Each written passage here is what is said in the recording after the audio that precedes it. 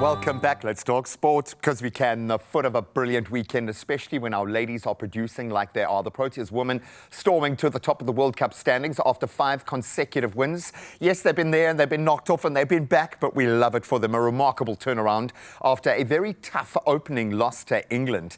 Now with the momentum on their side and Marizanne Cup just being amazing, leading from the front. South Africa prepared for their biggest challenge yet, up against the defending champions Australia. Pretty much every player in form there. Joining us to unpack this massive encounter and what lies ahead heading into the semi-finals, our cricketing superstar, Warren LaRue. Young man, thank you so much for joining us. You've nailed it, dude. You nailed our top 4. You seem to understand the narrative of this World Cup because there are stories unfolding. Let's talk about the Proteas story. After a shaky start, wow, they have proven their mettle in so many individual capacities, but as a team, we've got balance. Indeed. I mean, 5 wins on the bounce. Firstly, thank you for having me back on the show. Oh, you're a legend, Fantastic dude. We love you, man. But I mean, I think our biggest strength has been that we're not overly reliant on any player. Every single player has stepped up in their own way. I mean, we've got our spin twins, Malaba and Trine, doing incredibly with the ball.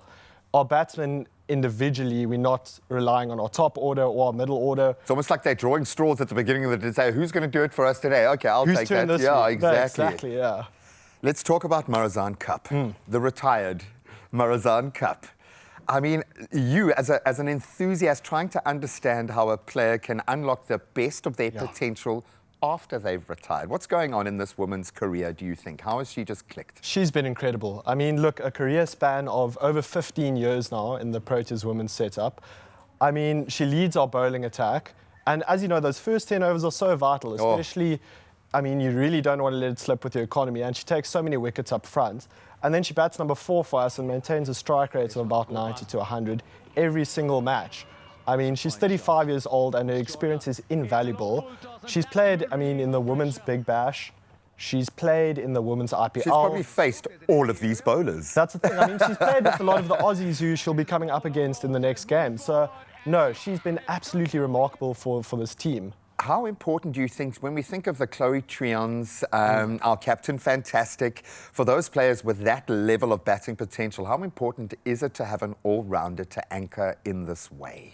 No, it's absolutely crucial. I mean, you also look at Nadine de Klerk. We haven't even mentioned her. And you look at the role that she plays coming in so late in the order, but you know that she's always going to have a strike rate of 150 plus. To have that, especially in the lower stages, it's so vital just to get those runs at the back end, which she's been producing week in and week out now. This says to me that we can beat the champions. And I know this is a weird one because we want the win, we want momentum. We don't mind a loss now because we want to tick that box here rather than moving into the knockouts, obviously. But how are we wrapping our head around this fixture? First of all, how can we beat this team? Is it our batting depth that's going to beat Australia's incredible batting depth? That's a very good point. Both sides, I would say, are definitely batting dominant. Yeah. So I think it's essentially going to come down to the toss, as funny as it may sound. Toss has been so crucial because we've seen with batting dominant sides, the teams chasing tend to do a lot better once dew comes into play and all of that. It's a bit more working in their favour, yeah. Definitely in that second innings. So I definitely think that we do have the tools to beat them. If we have to lose a game, let's rather lose now than in the semi, as you say. But this game is vitally important to decide who's finishing first and second, because obviously second would play third and first would play fourth. So as it stands currently, Australia would play India, being first and fourth. That's perfectly fine. And we would play England. So it would be a perfect redemption arc if we'd go and get a victory there against It does work, and I think our approach tactically to bolster spin in the way that we have and prepare for that track might give us the edge against Australia. I have a feeling.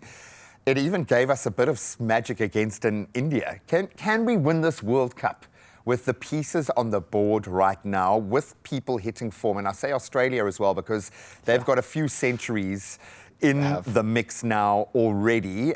When we look at the tail of the tape, how's your heart of hearts feeling? Look, it's going to be a very interesting match. The last time Australia lost an ODI was to, I'll let you guess. Us, the Proteas? Yes, you nailed it. And that was in February 2024. That was the last time they've lost. They've been on an incredible streak of wins now. Do we have the strength to beat them? Absolutely. As I say, this game if we had to lose a game, I'd rather lose this one than the semi. But I definitely do think that we have the ability to beat them, given what we've seen. 5 wins on the bounce. We've got the confidence going into it. And the individuals are shining, and yeah, the tactics have been absolutely brilliant. I love this. I want to hear from your mouth. Is this the Proteas year? Do you think we're going to take it? Look, everyone has a very, very fair chance of that top 4. If you look at the top 4, you've got Australia. I mean, the defending champs, #1 ranked women's ODI team in the world. You can understand why they'd be the favourites going into Hands it. down.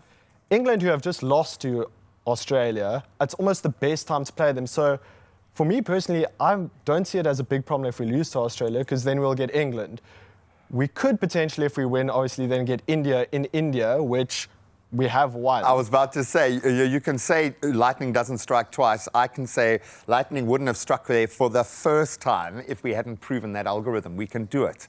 I don't know. I'm going to back us, and I'm going to say let's get 2 wins under the bag. Let's take the hard route and beat India in the semi-finals. I'd like that for our ladies. But either way, I think we have done so well to earn the right to ask these sorts of questions. Absolutely. Especially being under pressure in that first game. I really think expectations weren't extremely high after being bowled out for 69.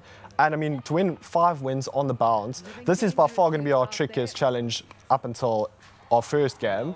I mean, that was obviously quite tricky, but I mean, we have been remarkably good. It's just been such a pleasure to watch. Yeah. And they're playing for each other. Each game, you can just see smiles on faces, and they're enjoying the challenge. Oh, it looks like they're playing for Russie. It looks like they're playing for everybody at the moment. I think they're playing for our Bok ladies. I think they are playing for every one of us because they understand what they carry on those very broad shoulders when they head out there. To all the cuppies, I'm going to say thank you for your unwavering support. Look what you have produced. But to the ladies, just keep smashing. Buddy, enjoy. Thank We've you. got a couple of weeks of scintillating cricket ahead of us.